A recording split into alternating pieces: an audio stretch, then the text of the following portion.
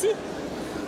Vous me suivez? Une visite guidée au cœur d'un concours de volailles de Bresse, comme dans un musée éphémère.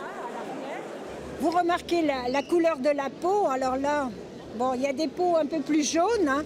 La perfection, c'est le blanc. La scène surprend, comme si ces chapons et autres poulardes, à la graisse façonnée, étaient des œuvres d'art.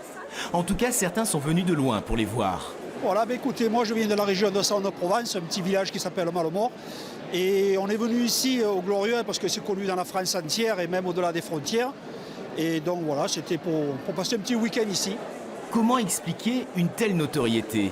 L'histoire s'est écrite au 19e siècle, à la capitale, lors d'un concours national de volailles. Donc en 1862, il y a un concours qui a été organisé, une première glorieuse à Paris, et ça s'est passé donc à la Chambre de commerce, et je vous en parle parce qu'on a tout gagné.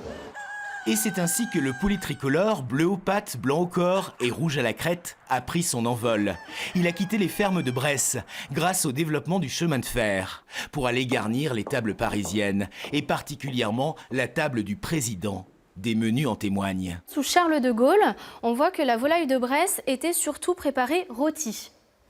Sous la Ve République, on a des préparations qui sont plus contemporaines.